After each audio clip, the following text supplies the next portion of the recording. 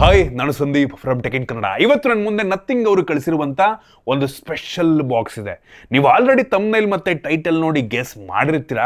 ಬನ್ನಿ ಡೈರೆಕ್ಟ್ ಆಗಿ ಒಂದು ಸ್ಪೆಷಲ್ ಬಾಕ್ಸನ್ನ ಓಪನ್ ಮಾಡೋಣ. ನೋಡ್ತಾ ಇದ್ದೀರಾ, ತುಂಬಾ ದೊಡ್ಡ ಬಾಕ್ಸು. ಈ ಬಾಕ್ಸನ್ನ ಓಪನ್ ಮಾಡಿದ ತಕ್ಷಣ ನಮಗೆ ಎರಡು ಫೋನ್ಗಳು ನೋಡಕ್ಕೆ ಸಿಗ್ತಾ ಇದೆ. ಒಂದು ನಥಿಂಗ್ ಫೋನ್ 3A ಮತ್ತು ಇನ್ನೊಂದು ನಥಿಂಗ್ ಫೋನ್ 3A Pro ಅಂತ. ನಾನಿವತ್ತು ಈ ನಥಿಂಗ್ ಫೋನ್ 3A Proನ ಅನ್ಬಾಕ್ಸ್ ಮಾಡ್ತೀನಿ, ಯೂಸ್ ಮಾಡಿ ನನ್ನ ಎಕ್ಸ್ಪೀರಿಯನ್ಸ್ ಮಾತ್ರ ಶೇರ್ ಮಾಡ್ತೀನಿ. ಏನು ಚೆನ್ನಾಗಿದೆ, ಏನು ಚೆನ್ನಾಗಿಲ್ಲ. ಇದು ಲಾಂಚ್ ಆಗ್ತಾ ಇರುವಂಥ 32,000 ರೂಪಾಯಿ, 2,000 ರೂಪಾಯಿ ಇನ್ಸ್ಟಂಟ್ ಬ್ಯಾಂಕ್ ಡಿಸ್ಕೌಂಟ್ ಸಿಗುತ್ತಂತೆ. ಸೊ ಎಫೆಕ್ಟಿವ್ ಆಗಿ 30,000 ರೂಪಾಯಿಗೆ ಫೋನ್ನ ಪರ್ಚೇಸ್ ಮಾಡ್ಬೋದಾ, ಏನು ಚೆನ್ನಾಗಿದೆ, ಏನು ಚೆನ್ನಾಗಿಲ್ಲ, ಕಂಪ್ಲೀಟ್ ಮಾಹಿತಿಯನ್ನು ತಿಳಿಸ್ಕೊಡ್ತೀನಿ. ಅದಕ್ಕಿಂತ ಮುಂಚೆ ನೀವು ನಮ್ಮ tech in Kannada YouTube channel subscribe ಮಾಡ್ಕೊಂಡಿಲ್ಲ ಅಂದರೆ ಈಗಲೇ ಸಬ್ಸ್ಕ್ರೈಬ್ ಮಾಡ್ಕೊಳ್ಳಿ ಮತ್ತು ಬೆಲ್ ಐಕಾನ್ ಕೂಡ ಕ್ಲಿಕ್ ಮಾಡ್ಬೋದು. ಮೊದಲನೇದಾಗಿ nothing phone 3A Pro box ನಮ್ಗೆ ಈ ರೀತಿ ನೋಡೋಕ್ಕೆ ಸಿಗುತ್ತೆ.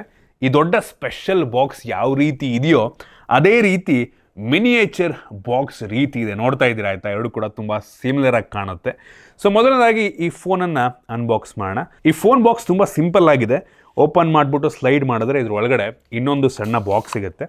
ಅದನ್ನು ಬುಕ್ ರೀತಿ ನಾವು ಓಪನ್ ಮಾಡಿದ್ರೆ ಡೈರೆಕ್ಟಾಗಿ ನಮಗೆ ಒಂದು ಸ್ಮಾರ್ಟ್ಫೋನು ಮತ್ತು ವೆಲ್ಕಮ್ ಟು ನಥಿಂಗ್ ಅಂತ ಕೆಲವೊಂದು ಕಥೆಯನ್ನು ಬರೆದಿದ್ದಾರೆ ಆಯಿತಾ. ಈ ಫೋನನ್ನು ಬಿಟ್ಟರೆ ಇದರ ಒಳಗಡೆ ನಮಗೆ ಒಂದು USB Type-C ಇಂದ Type-C ಚಾರ್ಜಿಂಗ್ ಕೇಬಲ್ ಸಿಗ್ತಾ ಇದೆ. ಒಂದು ಒಳ್ಳೆ ಕ್ವಾಲಿಟಿಯ ಕೇಬಲ್ ಇದಾಗಿದೆ. ನಂತರ ಒಂದು ಯೂಸರ್ ಮ್ಯಾನ್ಯುಯಲ್ಲು, ತುಂಬ ಸಿಂಪಲ್ ಆಗಿರುವಂಥ ಯೂಸರ್ ಮ್ಯಾನ್ಯುಯಲ್ಲು, ವಾರಂಟಿ ಕಾರ್ಡು. ನಂತರ ಕೊನೆಯದಾಗಿ ಒಂದು ಸಿಮ್ ಎಜೆಕ್ಷನ್ ಪಿನ್ ಕೊಟ್ಟಿದ್ದಾರೆ, ಟ್ರಾನ್ಸ್ಪರೆಂಟ್ ಆಗಿರುವಂಥ ಸಿಮ್ ಎಜೆಕ್ಷನ್ ಪಿನ್ನು. ಅದನ್ನು ಬಿಟ್ಟರೆ ಬೇರೇನೂ ಸಹ ನಮಗೆ ಒಂದು ಬಾಕ್ಸ್ ಒಳಗೆ ಸಿಗ್ತಾ ಇಲ್ಲ. ಯಾವುದೇ ಚಾರ್ಜರ್ ಇಲ್ಲ ಮತ್ತು ಯಾವುದೇ ಬ್ಯಾಕ್ ಕವರ್ ಸಿಗ್ತಾ ಇಲ್ಲ. ನಾವು ಸಪ್ರೇಟಾಗಿ ಪರ್ಚೇಸ್ ಮಾಡಬೇಕಾಗುತ್ತೆ. ನಥಿಂಗ್ ಅವ್ರದ್ದೇ ಅಥವಾ CMF ಅವ್ರದ್ದೇ ಕೆಲವೊಂದು ಚಾರ್ಜರ್ಗಳಿದಾವೆ ಆಯಿತಾ. ಅವರ ತುಂಬ ಒಳ್ಳೆ ಕ್ವಾಲಿಟಿಯ ಚಾರ್ಜರ್ಗಳು ಬೇಕು ಅಂದರೆ ಅದನ್ನ ನೀವು ಸಪ್ರೇಟಾಗಿ ಪರ್ಚೇಸ್ ಮಾಡ್ಬೋದು. ಇನ್ನು ಡೈರೆಕ್ಟಾಗಿ ಒಂದು ಸ್ಮಾರ್ಟ್ಫೋನ್ ನಮಗೆ ಈ ರೀತಿ ನೋಡೋಕ್ಕೆ ಸಿಗುತ್ತೆ. ತುಂಬ ಯುನೀಕ್ ಲುಕ್ಕನ್ನು ಹೊಂದಿರುವಂಥ ಸ್ಮಾರ್ಟ್ಫೋನು, ತುಂಬ ಡಿಫ್ರೆಂಟ್ ಆಗಿದೆ. ನೀವು ಪಬ್ಲಿಕ್ಕಲ್ಲಿ ಇದನ್ನು ಯೂಸ್ ಮಾಡ್ತಾ ಇದ್ದೀರಾ ಅಂತ ಅಂದರೆ ಎಲ್ಲರೂ ಹಿಂದೆ ಒಂದು ಸಲ ತಿರುಗ್ಬಿಟ್ಟು ನೋಡ್ಕೊಂಡು ಹೋಗ್ತಾರೆ, ಏನು ಗುರು ತುಂಬ ಡಿಫ್ರೆಂಟ್ ಆಗಿದೆ ಫೋನು ಅಂತ 100% ಅಂತಾರೆ ಆಯಿತಾ. ಏನಕ್ಕೆ ಅಂದರೆ ಒಂಥರ ಟ್ರಾನ್ಸ್ಪರೆಂಟ್ ಡಿಸೈನು, ಗ್ಲಿಫ್ ಇಂಟರ್ಫೇಸು, ವಿಚಿತ್ರವಾಗಿದೆ ಒಂದು ರೀತಿ ಫೋನ್ ಹೇಳಬೇಕು ಅಂತ ಅಂದರೆ. ಈ ಫೋನು 211 ಗ್ರಾಮ್ ವೆಯ್ಟ್ ಇದೆ. ಸ್ವಲ್ಪ ವೆಯ್ಟ್ ಫೀಲ್ ಆಗುತ್ತೆ. ಮತ್ತು 8.39 mm ಥಿಕ್ನೆಸ್ಸನ್ನು ಹೊಂದಿರುವಂಥ ಸ್ಮಾರ್ಟ್ಫೋನು, ತುಂಬ ಥಿನ್ ಅಂತ ಕೂಡ ಅನ್ನಲ್ಲ. ಮತ್ತು ಈ ಕ್ಯಾಮ್ರಾ ಬಂಪ್ ನೋಡಿ ವಿಚಿತ್ರವಾಗಿದೆ ಗುರು. ಒಂದು ರೀತಿ ಫೋನಿಗೆ ಮ್ಯಾಗ್ನೆಟನ್ನು, ಇಷ್ಟಪ್ಪ ರೌಂಡ್ ಮ್ಯಾಗ್ನೆಟನ್ನು ಅಂಟಿಸೋ ರೀತಿ ಇದೆ ಆಯಿತಾ. ಈ ಥರ ಒಂದು ಕ್ಯಾಮ್ರಾ ಬಂಪನ್ನು ಇದಕ್ಕಿಂತ ಮುಂಚೆ ನೋಡಿರಲಿಲ್ಲ. ತುಂಬ ದೊಡ್ಡ ಕ್ಯಾಮ್ರಾ ಬಂಪ್ ಇದೆ ಅನ್ನೋ ಒಂದು ಫೀಲ್ನ ಕೊಡುತ್ತೆ. ನಾವು ಟೇಬಲ್ ಮೇಲೆ ಇಟ್ಟರೆ ಸ್ಟಿಫಾಗಿ ಕೂರುತ್ತೆ ಹೊರತು ತುಂಬ ಗ್ಯಾಪ್ ಇದೆ ಆಯಿತಾ. ನೋಡ್ತಾ ಇದ್ದೀರಾ, ಸಖತ್ ದೊಡ್ಡ ಕ್ಯಾಮ್ರಾ ಬಂಪ್ ಅಂತೀನಿ. ಮತ್ತು ಈ ಫೋನ್ನ ಫ್ರಂಟಲ್ಲಿ ನಮಗೆ ಗ್ಲಾಸ್ ಇದೆ, ಪಾಂಡಾ ಗ್ಲಾಸು. ಆಲ್ರೆಡಿ ಅವರೇ ಸ್ಕ್ರೀನ್ ಗಾರ್ಡ್ ಹಾಕಿದರೆ, ಒಂದು ಒಳ್ಳೆ ವಿಷಯ. ಪಂಚುವಲ್ ಕ್ಯಾಮ್ರಾ, ಯೂನಿಫಾರ್ಮ್ ಬೆಝಲ್ಗಳು ಸಿಗ್ತದೆ. ತುಂಬ ಥಿನ್ ಬೆಝಲ್ ಅನ್ನಲ್ಲ, ಬಟ್ ಯೂನಿಫಾರ್ಮ್ ಬೆಝಲ್ ಇದೆ. ಫ್ರಂಟಿಂದ ಒಂದು ಲೆವೆಲಿಗೆ ಚೆನ್ನಾಗಿ ಕಾಣುತ್ತೆ ಆಯಿತಾ. ಇಂದಕ್ಕೆ ಬಂತು ಅಂತ ಅಂದರೆ ಹಿಂಗಡೆ ಯಾವ ಮೆಟೀರಿಯಲ್ ಅಂತ ಅವರೆಲ್ಲೂ ಸ್ಪೆಸಿಫೈ ಮಾಡಿಲ್ಲ. ನಾನು ಚೆಕ್ ಮಾಡ್ದಂಗೆ ಸ್ಕ್ರ್ಯಾಚ್ ಮಾಡೋಕ್ಕೆ ಟ್ರೈ ಮಾಡಿದೆ. ಸೊ ಇದರಿಂದ ನನಗೆ ಗೊತ್ತಾಗಿದ್ದು ಮೋಸ್ಟ್ಲಿ ಗ್ಲಾಸ್ ಇರಬಹುದು ಅಂತ. ಅಷ್ಟು ಈಸಿಯಾಗಿ ಸ್ಕ್ರ್ಯಾಚ್ ಆಗ್ತಿಲ್ಲ. ಚಾಕುನಲ್ಲಿ ಟ್ರೈ ಮಾಡಿದೆ ಆಯಿತಾ. ಯೂಶ್ವಲಿ ಪ್ಲಾಸ್ಟಿಕ್ ಆಗಿದ್ದರೆ ಹಿಂಗೆ ಅಂದ ತಕ್ಷಣ ಒಂದು ಸ್ಕ್ರ್ಯಾಚ್ ಬಂದುಬಿಡುತ್ತೆ, ಬಟ್ ಇದರಲ್ಲಿ ಬರ್ತಾಯಿಲ್ಲ. ಮೋಸ್ಟ್ಲಿ ಯಾವುದೋ ಗ್ಲಾಸ್ ಹಾಕಿರಬಹುದು ಆಯಿತಾ. ಈಸಿಯಾಗಿ ಸ್ಕ್ರ್ಯಾಚ್ ಅಂತೂ ಆಗ್ತಿಲ್ಲ, ಬಟ್ ಯಾವುದೇ ಕನ್ಫರ್ಮೇಷನ್ ಇಲ್ಲ. ಹಿಂದ್ಗಡೆ ಅಂತೂ ತುಂಬ ಎಕ್ಸ್ಪ್ಲೇನ್ ಮಾಡೋದೇ ಕಷ್ಟ. ಒಂದು ರೀತಿ ಸರ್ಕ್ಯೂಟ್ ಬೋರ್ಡ್ ರೀತಿ ಇಂಟರ್ನಲ್ ಡಿಸೈನ್ ಮಾಡಿದೆ. ಆ್ಯಕ್ಚುಲಿ ಇದು ಸರ್ಕ್ಯೂಟ್ ಬೋರ್ಡ್ ಅಲ್ಲ ಆಯಿತಾ. ಒಂದು ರೀತಿ ನೋಡೋಕ್ಕೆ ಟ್ರಾನ್ಸ್ಪರೆಂಟಾಗಿ ಯುನೀಕಾಗಿ ಕಾಣೋ ರೀತಿ ಮಾಡಿರುವಂಥ ಡಿಸೈನ್ ಇದು. ಜೊತೆಗೆ ಗ್ಲಿಫ್ ಇಂಟರ್ಫೇಸು ಆಯಿತಾ. ಸ್ಟಾರ್ಟಿಂಗ್ ಅವರು ನಥಿಂಗ್ ಫೋನ್ 1 ಬಿಟ್ಟಾಗ ತುಂಬ ಜಾಸ್ತಿ ಗ್ಲಿಫ್ LED-ಗಳೆಲ್ಲ ಇತ್ತು. ಬಟ್ ಈ ಸಲ ಕ್ಯಾಮ್ರಾ ಸುತ್ತ ಒಂದು 3 ಗ್ಲಿಫ್ LED-ಗಳು ಸಿಗ್ತಾ ಇದೆ. ಅದು ಬಿಟ್ಟರೆ ತುಂಬ ಜಾಸ್ತಿ ಏನೂ ಇಲ್ಲ. ಹಿಂದ್ಗಡೆ ನಮಗೆ 3 ಕ್ಯಾಮ್ರಾ ಇದೆ, ಸಿಂಗಲ್ LED ಫ್ಲ್ಯಾಶು. ತುಂಬ ಡಿಫ್ರೆಂಟ್ ಆಗಿದೆ. ಇದನ್ನು ಎಕ್ಸ್ಪ್ಲೇನ್ ಮಾಡೋದಕ್ಕೆ ಕಷ್ಟ. ಮಧ್ಯೆ ಸಾಗುತ್ತೆ, ಒಂದು ಆ್ಯಂಗಲ್ ಹಿಡ್ಕೊಂಡು ನೋಡಿದ್ರೆ ಕಾಣುತ್ತೆ, ಬಿಟ್ಟರೆ ಅಷ್ಟಾಗಿ ಅಪಿಯರ್ ಆಗಲ್ಲ. ಬಟ್ ಸ್ಟಿಲ್ ಬ್ಯಾಕ್ ಕವರ್ ಹಾಕ್ಕೊಂಡ್ರೆ ನಿಮ್ಗೆ ಈ ಫೋನ್ ಬ್ಯಾಕ್ ಕವರ್ ಹಾಕೊಳ್ಳೋದಕ್ಕೆ ಈ ಫೋನ್ ತೊಗೊಂಡ್ರೆ ವೇಸ್ಟ್ ನನಗೆ ಅನ್ನಿಸ್ತಂಗೆ. ಬ್ಯಾಕ್ ಕವರ್ ಹಾಕೋಬಾರ್ದು ಫಸ್ಟ್ ಆಫ್ ಆಲ್. ಇದನ್ನು ನಾವು ಶೋ ಆಫ್ ಮಾಡಬೇಕು ಅಂದರೆ ಬ್ಯಾಕ್ ಕವರ್ ಹಾಕ್ಕೊಳ್ಳೋದೇ ಯೂಸ್ ಮಾಡಬೇಕಾಯ್ತಾ. ಈಗ ಇಟ್ಕೊಂಡು ಯೂಸ್ ಮಾಡ್ತೀವಿ, ಏನು ಗುರು ವಿಚಿತ್ರ, ಇವನೇನು ಸರ್ಕ್ಯೂಟ್ ಬೋರ್ಡ್ನ ಹಿಂದ್ಗಡೆ ಇರೋ ಪ್ಯಾನಲ್ಲೇ ಬಿಚ್ಚಿಬಿಟ್ಟು ಯೂಸ್ ಮಾಡ್ತಾವನ ಅಂತ ತುಂಬ ಜನ ಅನ್ಕೋಬೋದೇನೋ ಆಯಿತಾ. ಸೊ ನನಗಂತೂ ಪರ್ಸ್ನಲಿ ಇಂಟ್ರೆಸ್ಟಿಂಗ್, ತುಂಬ ಅಂದರೆ ಪ್ರೀವಿಯಸ್ ಫೋನ್ಗಳಿಗೆ ಕಂಪೇರ್ ಮಾಡಿಕೊಂಡ್ರು ಸಹ ಏನೋ ಡಿಫ್ರೆಂಟಾಗಿ ಫ್ಯೂಚರಿಸ್ಟಿಕ್ ಆಗಿರೋ ರೀತಿ ಅನಿಸುತ್ತೆ. ನೋಡ್ತಾ ಇದ್ದೀರಾ. ಇನ್ನು ಈ ಫೋನಲ್ಲಿ ನಮಗೆ ಪ್ಲಾಸ್ಟಿಕ್ ಫ್ರೇಮ್ ಇದೆ. ಇಂಟರ್ನಲ್ ಫ್ರೇಮ್ ಏನೋ ಮೆಟಾಲಿಕ್ ಅಂತೆ, ಅಲ್ಯೂಮಿನಿಯಂ ಅಂತೆ ಇಂಟರ್ನಲ್ ಒಳಗಡೆ ಇರುವಂಥದ್ದು. ಒಟ್ಟಿಗೆ ಹೊರಗಡೆ ಫೈಬರ್ ಅನ್ಕೋತೀನಿ, ಪ್ಲಾಸ್ಟಿಕ್ ಫೈಬರು. ಅದು ಆಬ್ವಿಯಸ್ಲಿ ಸ್ಕ್ರ್ಯಾಚ್ ಆಗುತ್ತೆ, ಬಿದ್ದರೆ ಡೆಂಡ್ ಆಗೋ ಸಾಧ್ಯತೆ ಕೂಡ ಇರುತ್ತೆ. ಇದರಲ್ಲಿ ನಮಗೆ USB ಟೈಪ್ ಸಿ ಪೋರ್ಟ್ ಇದೆ, ಯಾವುದೇ ಹೆಡ್ಫೋನ್ ಜಾಕ್ ಇಲ್ಲ ಮತ್ತು ಡೆಡಿಕೇಟೆಡ್ SD ಕಾರ್ಡ್ ಸ್ಲಾಟ್ ಕೂಡ ಇಲ್ಲ. 2 ಸಿಮ್ ಹಾಕ್ಬೋದು ಮತ್ತು ಈ ಫೋನ್ ನೀವು ಆನ್ ಮಾಡಬೇಕು ಅಂದರೆ ಸಿಮ್ ಹಾಕಲೇಬೇಕು, ಆ್ಯಕ್ಟಿವೇಟ್ ಮಾಡಲೇಬೇಕು, ಬೇರೆ ಆಪ್ಷನ್ನೇ ಇಲ್ಲ. ಮತ್ತು ಈ ಫೋನಲ್ಲಿ IP64 ಡಸ್ಟ್ ಮತ್ತು ವಾಟರ್ ರೆಸಿಸ್ಟೆಂಟ್ ರೇಟಿಂಗ್ ಇದೆ. 68, 69 ಎಲ್ಲ ಕೊಟ್ಟಿದೆ, ಚೆನ್ನಾಗಿರ್ತಿದ್ದು. ಬಟ್ ಏನು ಕೊಡದೇ ಇರೋದಕ್ಕಿಂತ ಅಟ್ಲೀಸ್ಟ್ ಕೊಟ್ಟಿದ್ದಾರಲ್ಲ ಅಂತ ಖುಷಿ ಪಡಬೇಕು. ಮತ್ತು ಇದರಲ್ಲಿ 2 ಮೈಕ್ರೋಫೋನ್ ಇದೆಯಂತೆ ಮತ್ತು in display fingerprint sensor ಇದೆ. ಜೊತೆಗೆ ಈ ಫೋನಲ್ಲಿ ಒಂದು ಡೆಡಿಕೇಟೆಡ್ ಎಸೆನ್ಷಿಯಲ್ ಬಟನ್ನ ಕೊಟ್ಟಿದ್ದಾರೆ ಆಯಿತಾ. ಇದು ಎಸೆನ್ಷಿಯಲ್ ಸ್ಪೇಸ್ ಅಂತ ಒಂದು ಹೊಸ ಫೀಚರ್ನ ಆ್ಯಡ್ ಮಾಡಿದ್ದಾರೆ ಈ ಫೋನ್ಗೆ. ಅದಕ್ಕೆ ಅಂದ್ಬಿಟ್ಟು ಒಂದು ಡೆಡಿಕೇಟೆಡ್ ಬಟನ್ ಇದೆ ಆಯಿತಾ. ಇದೊಂದು ರೀತಿ AI ಫೀಚರ್ ಅನ್ನಬೇಕೋ ಇಲ್ವೋ ಅನ್ನೋದೇ ಒಂಥರ ಕನ್ಫ್ಯೂಷನ್. ಅದ್ರ ಬಗ್ಗೆ ಆಮೇಲೆ ಮಾತಾಡ್ತೀನಿ. ಓವರಾಲ್ ಡಿಸೈನ್ ಮತ್ತು ಬಿಲ್ಡ್ ಕ್ವಾಲಿಟಿ ತುಂಬ ಪ್ರೀಮಿಯಮ್ ಆಗಿದೆ, ತುಂಬ ಡಿಫ್ರೆಂಟ್ ಆಗಿದೆ ಅಂತ ಅಂತೀನಿ ಆಯಿತಾ. ಬೇರೆ ಫೋನ್ ರೀತಿ ಅನಿಸಲ್ಲ, ಸ್ಟ್ಯಾಂಡೌಟ್ ಆಗುತ್ತೆ ಆಯಿತಾ. ನೋಡಿದವ್ರು ಏನೋ ಡಿಫ್ರೆಂಟ್ ಆಗಿದೆ ಗುರು ಅಂತ ಅನಿಸುತ್ತೆ. ಅದನ್ನು ಯೋಚನೆ ಮಾಡೇ ಈ ರೀತಿ ಲುಕ್ಕನ್ನು ಅವ್ರದ್ದು ಎಲ್ಲ ಫೋನ್ಗಳಿಗೂ ಕೂಡ ತೊಗೊಂಬರ್ತಾ ಇದ್ದಾರೆ. ಇಂಟ್ರೆಸ್ಟಿಂಗ್ ಅನ್ನಿಸ್ತು. ಇನ್ನು ಡಿಸ್ಪ್ಲೇ ಬಗ್ಗೆ ಮಾತನಾಡಬೇಕು ಅಂದರೆ ಈ ಫೋನಲ್ಲಿ 6.77 ಇಂಚಿನ ಫುಲ್ HD+ ರೆಸೊಲ್ಯೂಷನ್ನ ಹೊಂದಿರುವಂಥ ಫ್ಲೆಕ್ಸಿಬಲ್ ಅಮೋಲೆಡ್ ಡಿಸ್ಪ್ಲೇ ಇದೆ. ಇದು 120 Hz ರಿಫ್ರೆಶ್ ರೇಟನ್ನು ಹೊಂದಿರುವಂಥ ಡಿಸ್ಪ್ಲೇ. ಮೋಸ್ಟ್ಲಿ LTPO ಅಲ್ಲ, ಎಲ್ಲೂ ಕೂಡ ಸ್ಪೆಸಿಫೈ ಮಾಡಿಲ್ಲ, ಬಟ್ LTPO ಅಲ್ಲ ಅಂತ ನನಗೆ ಅನ್ನಿಸ್ತಾ ಇದೆ. ಇದು 10 ಬಿಟ್ ಡಿಸ್ಪ್ಲೇ ಆಯಿತಾ. 1 ಬಿಲಿಯನ್ ಕಲರ್ಸನ್ನು ಸಪೋರ್ಟ್ ಮಾಡುತ್ತೆ, ವಿವಿಡ್ ಆಗಿದೆ. ಮತ್ತು 1000 Hz ಟಚ್ ಸ್ಯಾಂಪ್ಲಿಂಗ್ ರೇಟ್ ಸಹ ಇದೆ. ಅಂದರೆ ಗೇಮರ್ಸ್ಗಳಿಗೆ ಸ್ವಲ್ಪ ಹೆಲ್ಪ್ ಆಗಿದೆ ಗೇಮ್ ಆಡಬೇಕಾದ್ರೆ. ಮತ್ತು ಹೆವಿ ಬ್ರೈಟ್ ಆಗಿ ಸಹ ಇದೆ. 3000 ನಿಟ್ಸ್ನ ಪೀಕ್ ಬ್ರೈಟ್ನೆಸ್ಸು ಬಿಸಿಲಿಗೆ ಹೋದ್ರೂ ಸಹ ಒಂದು ಲೆವೆಲ್ಗೆ ಬ್ರೈಟಾಗಿ ಕಾಣುತ್ತೆ. PWM ಡಿಮ್ಮಿಂಗ್ ಕೂಡ ಅಷ್ಟೇ ತುಂಬ ಜಾಸ್ತಿ ಇದೆ. ಡಿಸ್ಪ್ಲೇ ನನಗೆ ಒಂದು ಲೆವೆಲ್ಗೆ ಚೆನ್ನಾಗಿದೆ ಅಂತ ಅನ್ನಿಸ್ತು. ಇನ್ನು ವೇರಿಯಂಟಿಗೆ ಬಂತು ಅಂದರೆ ಸದ್ಯಕ್ಕೆ ಈ ಸ್ಮಾರ್ಟ್ಫೋನು 3 ವೇರಿಯಂಟಲ್ಲಿ ಲಾಂಚ್ ಆಗ್ತಾರೆ. 8 GB RAM, 128 GB storage, 8 GB RAM, 256 GB storage, 12 GB RAM, 256 GB storage. ಮತ್ತು ರ್ಯಾಮ್ ಟೈಪ್ ಬಂದ್ಬಿಟ್ಟು LPDDR4X ರ್ಯಾಮ್ ಮತ್ತು ಸ್ಟೋರೇಜ್ ಟೈಪ್ ಬಂದ್ಬಿಟ್ಟು UFS 2.2 ಸ್ಟೋರೇಜು. ತುಂಬ ಕಡಿಮೆ ಆಯಿತು, 30,000 ರೂಪಾಯಿಗೆ UFS 3.1 ಅಟ್ಲೀಸ್ಟ್ ಮತ್ತು LPDDR5 ಕೊಟ್ಟಿದ್ರೆ ತುಂಬ ಚೆನ್ನಾಗಿರ್ತಾ ಇತ್ತು. ಅವ್ರು ಹೇಳೋ ಪ್ರಕಾರ ಇವ್ರು ಯೂಸ್ ಮಾಡಿರುವಂಥ UFS 2.2ನೇ ಎಷ್ಟೋ ಫೋನ್ಗಳ 3.1 ಲೆವೆಲ್ಲಿಗೆ ಇದೆ ಅಂತ ಹೇಳ್ತಾರೆ. ಬಟ್ ಸ್ಟಿಲ್ ಅವರು 3.1 ಅಥವಾ 4.0 ಹಾಕಿದರೆ ಏನೂ ಕಳ್ಕೊತಾ ಇರಲಿಲ್ಲ. ಎಷ್ಟೋ ಬ್ರ್ಯಾಂಡ್ಗಳು 30,000 ರೇಂಜಿಗೆ ಅದನ್ನು ಕೊಡ್ತಾ ಇದ್ದಾರೆ. ಕೊಡ್ಬೋದಾಗಿತ್ತು ನಂಗೆ ಅನ್ನಿಸ್ತಂಗೆ. ರೀಡು ರೈಟ್ ಹೌದು, ತುಂಬ ಜನಕ್ಕೆ ಅಷ್ಟು ಮ್ಯಾಟ್ರ್ ಆಗಲ್ಲ. ಬಟ್ 30,000 ಇಸ್ಕೊಂಡ್ಮೇಲೆ ಯಾಕೆ ಕೊಡಲ್ಲ ಅನ್ನುವಂಥದ್ದು ಒಂದು ಪ್ರಶ್ನೆ ಆಯಿತಾ. ಕೊಡಬೇಕಾಗಿತ್ತು ನಂಗೆ ಅನ್ನಿಸ್ತಂಗೆ. ಇನ್ನು ಪರ್ಫಾರ್ಮೆನ್ಸಿಗೆ ಬಂದರೆ ಸ್ನ್ಯಾಪ್ಡ್ರ್ಯಾಗನ್ 7S Gen 3 ಪ್ರೊಸೆಸರ್ ಇದೆ. ತುಂಬ ಪವರ್ಫುಲ್ ಆಗಿರುವಂಥ ಪ್ರೊಸೆಸರ್ ಈ ಪ್ರೈಸ್ ರೇಂಜಿಗೆ ಅಂತ ಅನ್ನಲ್ಲ. ಇದಕ್ಕಿಂತ ಪವರ್ಫುಲ್ ಆಗಿರುವಂಥ ಪ್ರೊಸೆಸರ್ ಹೊಂದಿರುವಂಥ ಫೋನ್ಗಳು ಸಿಗ್ತವೆ. ನಾವು ಅಂಥದ್ದು ಬೆಂಚ್ ಮಾರ್ಕನ್ನು ಚೆಕ್ ಮಾಡೋದಾಗೆ ತುಂಬ ಕಡಿಮೆ ರೇಟಿಂಗನ್ನು ಕೊಡ್ತು ಕಂಪ್ಯಾರಿಟಿವ್ಲಿ. 7,20,000 ರೇಂಜು ಸ್ವಲ್ಪ ಕಡಿಮೆನೇ ಈ ಒಂದು ಪ್ರೊಸೆಸರ್ಗೆ. ಇದೇ ಪ್ರೊಸೆಸರ್ ಹೊಂದಿರುವಂಥ ಬೇರೆ ಫೋನ್ಗಳು ನಂಗೆ ಅನ್ನಿಸ್ತಂಗೆ ಈ ನಥಿಂಗ್ ಫೋನ್ 3A ಕೂಡ ಇದೇ ಪ್ರೊಸೆಸರ್ ನಂಗೆ ಅನ್ನಿಸ್ತಂಗೆ ಇದಕ್ಕಿಂತ ಜಾಸ್ತಿ ಕೊಡಬಹುದೇನೋ. ಅದು ಒಂದು 2 ದಿನದಲ್ಲಿ ವಿಡಿಯೋ ಬರುತ್ತೆ, ಅದಕ್ಕೋಸ್ಕರ ವೆಯ್ಟ್ ಮಾಡಿ. ನಾವು ಈ ಬೆಂಚ್ ಮಾರ್ಕ್ ಚೆಕ್ ಮಾಡೋ ಟೈಮಲ್ಲಿ ಬ್ಯಾಟ್ರಿ ಡ್ರೈನ್ ಮತ್ತು ಟೆಂಪ್ರೇಚರ್ ವೇರಿಯೇಷನ್ನ ಕೂಡ ಚೆಕ್ ಮಾಡಿದ್ವು. ಎರಡೂ ಕೂಡ ತುಂಬ ನಾರ್ಮಲ್ ಆಗಿದೆ. ತುಂಬ ಜಾಸ್ತಿ ಬ್ಯಾಟ್ರಿ ಡ್ರೈನ್ ಆಗುತ್ತೆ ಅಂತ ಕೂಡ ಅನ್ನಿಸ್ಲಿಲ್ಲ ಮತ್ತು ಈ ಫೋನ್ ಹೀಟ್ ಆಗುತ್ತೆ ಅಂತ ಕೂಡ ಅನ್ನಿಸ್ಲಿಲ್ಲ. ನಾವಿದರಲ್ಲಿ ಗೇಮಿಂಗ್ ಟೆಸ್ಟನ್ನು ಮಾಡಿದ್ವು. ಸೊ BGMIನಲ್ಲಿ ಸ್ಮೂತ್ ಪ್ಲಸ್ ಎಕ್ಸ್ಟ್ರೀಮ್ ಗ್ರಾಫಿಕ್ ತನಕ ಹೋಗುತ್ತೆ. ಅಂದರೆ ನಮ್ಗೆ ಇದರಲ್ಲಿ ಯಾವುದೇ 90 FPS ಗೇಮ್ ಪ್ಲೇ ಸದ್ಯಕ್ಕೆ ಇಲ್ಲ.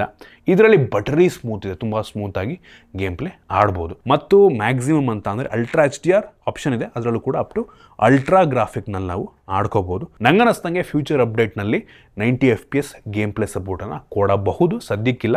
ಒಟ್ಟಿನಲ್ಲಿ ಪರ್ಫಾರ್ಮೆನ್ಸ್ ಈ ಬೆಲೆಗೆ ಕಡಿಮೆನೇ ಆಯಿತಾ. ಒಟ್ಟಿಗೆ ಸ್ಮೂತಾಗಿ ಎಲ್ಲದೂ ಕೆಲಸ ಮಾಡ್ತಾ ಇದೆ, ಅಪ್ಲಿಕೇಶನ್ಗಳನ್ನೆಲ್ಲ ತುಂಬ ಸ್ಮೂತಾಗಿ ರನ್ ಮಾಡ್ತಾ ಇದೆ ಆಯಿತಾ. ಬಟ್ ಆನ್ ಪೇಪರ್ ಈ ಬೆಲೆಗೆ ಇದಕ್ಕಿಂತ ಪವರ್ಫುಲ್ ಆಗಿರುವಂಥ ಪ್ರೊಸೆಸರ್ ಹೊಂದಿರುವಂಥ ಫೋನ್ಗಳು ಸಿಗ್ತವೆ. ಈ ವಿಷಯನ ತಲ್ಲಿಟ್ಕೊಳ್ಳಿ. ಇನ್ನು ಕ್ಯಾಮ್ರಾಗೆ ಬಂತು ಅಂತ ಅಂದರೆ ಮೋಸ್ಟ್ಲಿ ಈ ಫೋನ್ನ ಡಿಸೈನ್ ಮತ್ತು ಬಿಲ್ಡ್ ಕ್ವಾಲಿಟಿ ಬಿಟ್ಟರೆ ನೆಕ್ಸ್ಟ್ ಸೆಂಟರ್ ಆಫ್ ಅಟ್ರಾಕ್ಷನ್ ಈ ಕ್ಯಾಮ್ರಾನೇ ಇರ್ಬೋದಾ ಅಂತ. ಏನಕ್ಕೆ ಅಂದರೆ ಈ ಫೋನಲ್ಲಿ ಪೆರಿಸ್ಕೋಪಿಕ್ ಲೆನ್ಸ್ ಹಾಕಿದ್ದಾರೆ ಆಯಿತಾ. ಟೋಟಲ್ 3 ಸೆನ್ಸಾರ್ ಇದೆ. 50 MP main sensor, Samsung sensor, f1.88 ಅಪರ್ಚರ್ನ ಹೊಂದಿರುವಂಥ optical image stabilisation camera. So ಇದು ಇನ್ ಸೆನ್ಸಾರ್ ಝೂಮ್ನ ಕೂಡ ಮಾಡುತ್ತೆ, ಅಂದರೆ ಡಿಜಿಟಲ್ ಝೂಮು 2x ತನಕ. ಸೊ ಇದು ತೆಗೆಯುವಂಥ ಫೋಟೋ ಪರವಾಗಿಲ್ಲ, ಒಂದು ಲೆವೆಲಿಗೆ ಚೆನ್ನಾಗಿದೆ. ದ ಬೆಸ್ಟ್, ಏನು ಗುರು ಹಿಂಗ ಅಂತ ಅನ್ನಲ್ಲ, ಈ ಬೆಲೆಗೆ ತಕ್ಕ ರೀತಿಯಲ್ಲಿದೆ ಅಂತ ಅನ್ನಿಸ್ತು, ಪರವಾಗಿಲ್ಲ. ಆ ಸ್ಯಾಂಪಲ್ ನಾನು ನಿಮಗೆ ತೋರಿಸ್ತಾ ಇದ್ದೀನಿ. ಲೋ ಲೈಟಲ್ಲೂ ಕೂಡ ಪರವಾಗಿಲ್ಲ, ಒಂದು ಸ್ವಲ್ಪ ಪ್ರೋಸೆಸ್ ಮಾಡುತ್ತೆ ಫೋಟೋಸ್ನೆಲ್ಲ.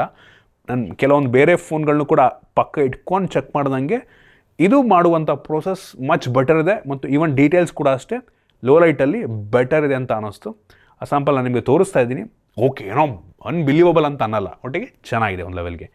ಇನ್ನೊಂದು 50 MP ಟೆಲಿಫೋಟೋ ಪೆರಿಸ್ಕೋಪಿಕ್ ಲೆನ್ಸು. ಇದು 3x ಆಪ್ಟಿಕಲ್ ಝೂಮನ್ನು ಮಾಡುತ್ತೆ. ಇದು ಪೋರ್ಟ್ರೇಟ್ ಲೆನ್ಸ್ ರೀತಿಯಲ್ಲೂ ಕೂಡ ಕೆಲಸವನ್ನು ಮಾಡುತ್ತೆ. ಸೋನಿದು LYT600 ಸೆನ್ಸಾರ್ ಆಯಿತಾ, ಇದು ಕೂಡ ಒಂದು ಲೆವೆಲಿಗೆ ಚೆನ್ನಾಗಿರುವಂಥ ಸೆನ್ಸಾರು.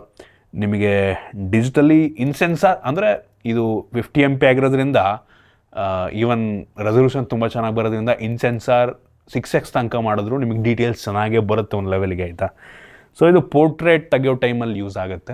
ಇದು ತೆಗೆಯುವಂಥ ಪೋರ್ಟ್ರೇಟ್ ಶಾಟ್ಸು ಪರವಾಗಿಲ್ಲ, ಚೆನ್ನಾಗಿದೆ ಒಂದು ಲೆವೆಲ್ಗೆ.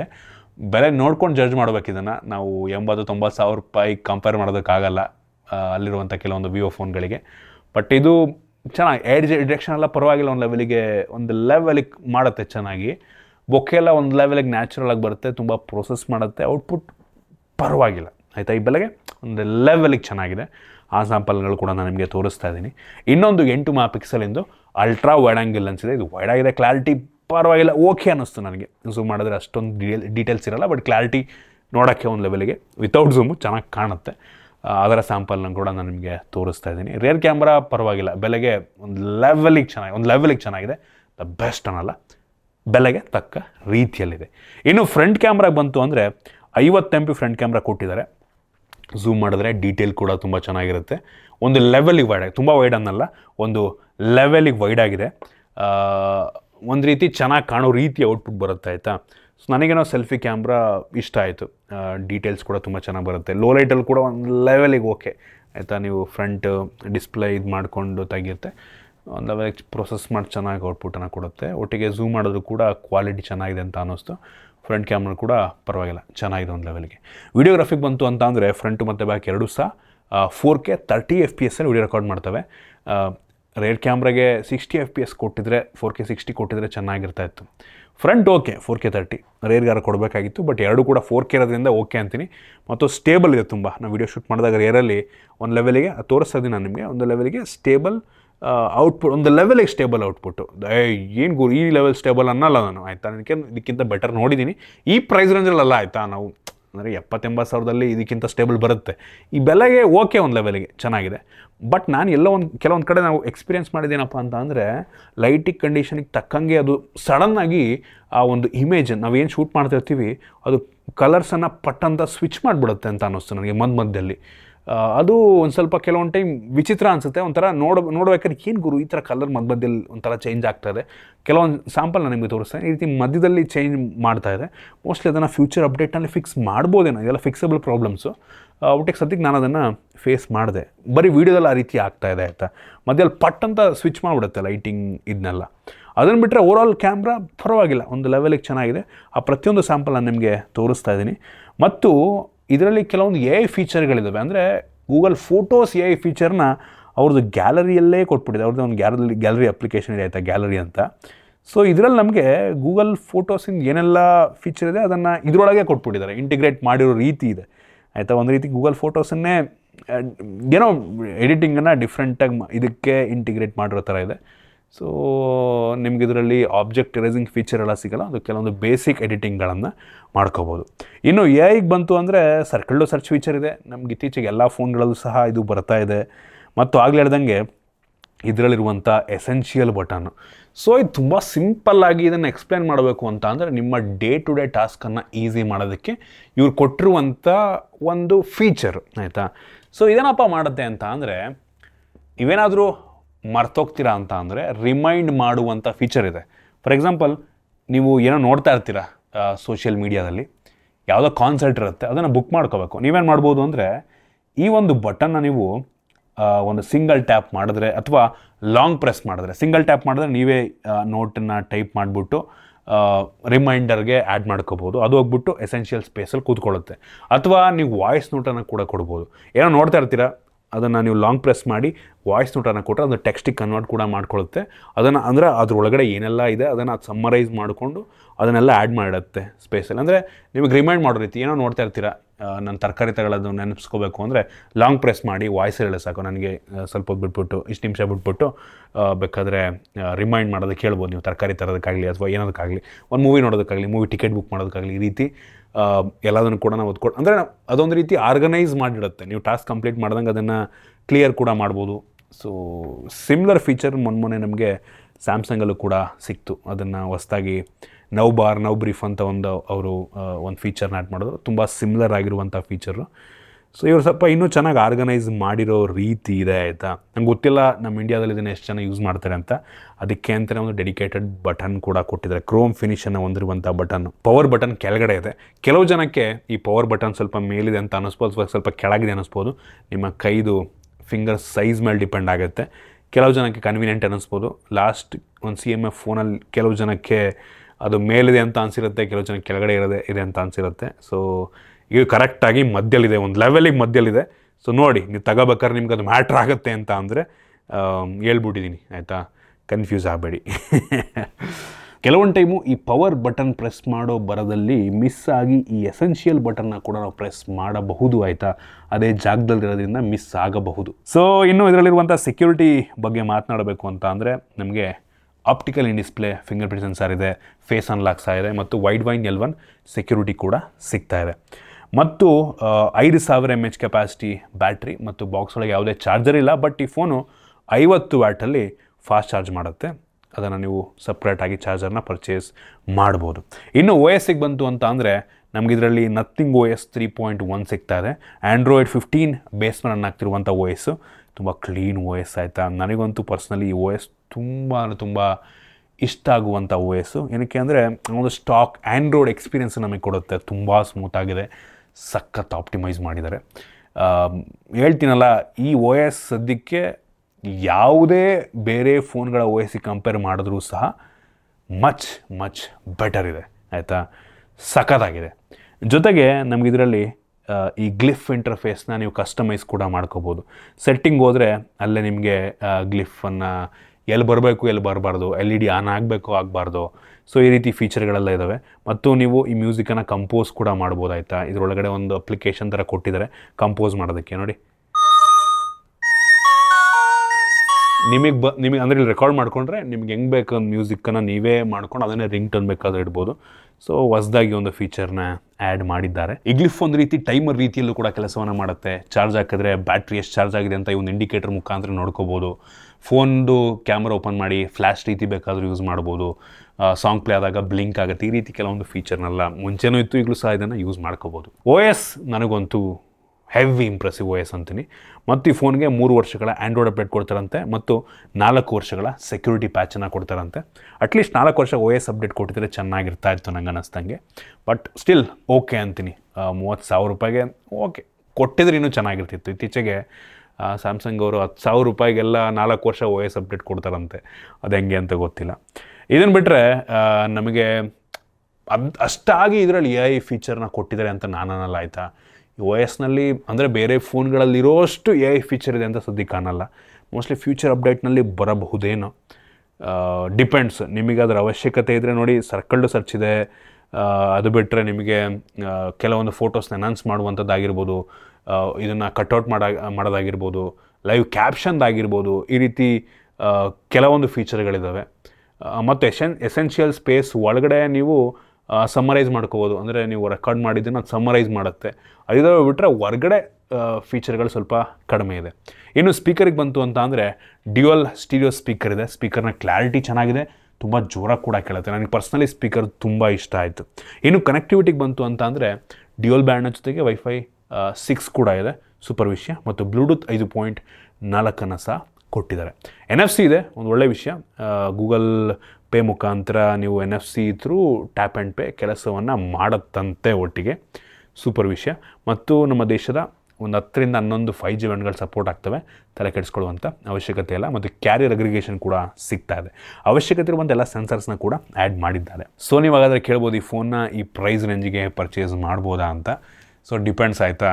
ನೋಡಿ, 30,000 ರೂಪಾಯಿಗೆ ಇದರಲ್ಲಿರುವಂಥ ಪ್ರೊಸೆಸರ್ ಸ್ವಲ್ಪ ಕಡಿಮೆ ಆಯಿತು. ಅದನ್ನು ಬಿಟ್ಟರೆ ನನಗೆ ಪರ್ಸ್ನಲಿ ಏನು ಇಷ್ಟ ಆಯಿತು, ಏನು ಬೆಟರ್ ಇರ್ಬೋದಾಗಿತ್ತು ಅಂತ ಹೇಳ್ತೀನಿ ನೋಡಿ. ಲುಕ್ಕು ಸೂಪರ್, ಅನ್ಬಿಲೀವಬಲ್, ತುಂಬ ಯುನೀಕ್ ಆಗಿದೆ, ಸ್ಟ್ಯಾಂಡ್ ಔಟ್ ಆಗುತ್ತೆ. ಡಿಸ್ಪ್ಲೇ ಚೆನ್ನಾಗಿದೆ, ರ್ಯಾಮ್ ಸ್ಟೋರೇಜ್ ಬೆಟರ್ ಇರ್ಬೋದಾಗಿತ್ತು, ಪ್ರೊಸೆಸರ್ ಬೆಟರ್ ಇರ್ಬೋದಾಗಿತ್ತು. ಮತ್ತು ಕ್ಯಾಮ್ರಾ ಪರವಾಗಿಲ್ಲ ಒಂದು ಲೆವೆಲ್ಗೆ, ಬೆಲೆಗೆ ತಕ್ಕ ರೀತಿಯಲ್ಲಿದೆ. ಬ್ಯಾಟ್ರಿ ಪರವಾಗಿಲ್ಲ ಒಂದು ಲೆವೆಲ್ಗೆ, ಚಾರ್ಜರ್ ಇಲ್ಲ, ಸಪ್ರೇಟಾಗಿ ತಗೋಬೇಕಾಗತ್ತೆ. ಮತ್ತು OS ಬೆಂಕಿ OS ಆಯಿತಾ, ಟಾಪ್ ನಾಚ್ ಅನ್ನಿಸ್ತು ನನಗೆ. ನೋಡಿ, ನಿಮಗೆ ಇದರಲ್ಲಿ ಯಾವುದು ಅವಶ್ಯಕತೆ ಇದೆ ಆಯಿತಾ, ನಿಮಗೆ ಯಾವುದು ಪ್ರಿಯಾರಿಟಿ, ನೋಡಪ್ಪ ನನಗೆ ರ್ಯಾಮ್ ಸ್ಟೋರೇಜ್ ಸ್ವಲ್ಪ ಕಡಿಮೆ ಇದ್ರೂ ಪರವಾಗಿಲ್ಲ, ಕ್ಯಾಮ್ರಾ ಮತ್ತು OS ಎಕ್ಸ್ಪೀರಿಯೆನ್ಸ್ ತುಂಬ ಚೆನ್ನಾಗಿರಬೇಕು ಅಂದರೆ ಅಂಥವ್ರು ಇದು ಮಾಡು. ಇಲ್ಲ ನನಗೆ ಪರ್ಫಾರ್ಮೆನ್ಸ್ ಬೇಕೇ ಬೇಕು, ನನಗೆ ಏನು ಮಾಡೋದು ಅನ್ನೋರು ಬೇರೆ ಆಪ್ಷನ್ ನೋಡ್ಬೋದು. ಈ ಫೋನಲ್ಲಿ ಏನು ಚೆನ್ನಾಗಿಲ್ಲ ಹೇಳಿದ್ದೀನಿ, ನಿಮ್ಮ ಪ್ರಿಯಾರಿಟಿಗೆ ತಕ್ಕಂಗೆ ಫೋನ್ನ ಡಿಸೈಡ್ ಮಾಡಿ. ಇನ್ನೊಂದು 2 ದಿನದಲ್ಲಿ ನಥಿಂಗ್ ಫೋನ್ 3 ಏನು ಬರುತ್ತೆ, ಅದಕ್ಕೋಸ್ಕರ ವೆಯ್ಟ್ ಮಾಡಿ. ಅದು ಸ್ವಲ್ಪ ಕಡಿಮೆಗೆ ಲಾಂಚ್ ಆಗಿರುವಂಥ ಫೋನು, ಕ್ಲೋಸ್ ಟು ಒಂದು 22,000 ರೇಂಜಲ್ಲಿ ಎಫೆಕ್ಟಿವ್ ಆಗಿ ಪರ್ಚೇಸ್ ಮಾಡ್ಬೋದು ನಂಗೆ ಅನ್ನಿಸ್ದಂಗೆ ಫೋನ್ನ. ಬರುತ್ತೆ 2 ದಿನದಲ್ಲಿ, ವೆಯ್ಟ್ ಮಾಡಿ. ಆ ಫೋನ್ ಕೂಡ ಒಂದು ಲೆವೆಲ್ಗೆ ಚೆನ್ನಾಗಿದೆ. ಸೊ ಇಷ್ಟು ಈ ಫೋನ್ ಬಗ್ಗೆ. ಐ ಹೋಪ್ ನಿಮಗೆ ಈ ವಿಡಿಯೋ ಇಷ್ಟ ಆಗಿದೆ ಅಂತ ಅನ್ಕೋತೀನಿ. ಇಷ್ಟ ಆಗಿದ್ರೆ ಲೈಕ್ ಮಾಡಿ, ಶೇರ್ ಮಾಡಿ. ಇದೇ ರೀತಿ ನಮ್ಮ ಬೇರೆ ವಿಡಿಯೋಗಳಿಗೆ ನಮ್ಮ tech in Kannada YouTube channel subscribe ಮಾಡ್ಕೊಂಡಿಲ್ಲ ಅಂದರೆ ಈಗಲೇ ಸಬ್ಸ್ಕ್ರೈಬ್ ಮಾಡ್ಕೊಳ್ಳಿ ಮತ್ತು ಬೆಲ್ ಐಕಾನ್ ಕೂಡ ಕ್ಲಿಕ್ ಮಾಡ್ಬೋದು. ಸಿಗೋಣ ಮತ್ತೆ ಮುಂದಿನ ವಿಡಿಯೋದಲ್ಲಿ.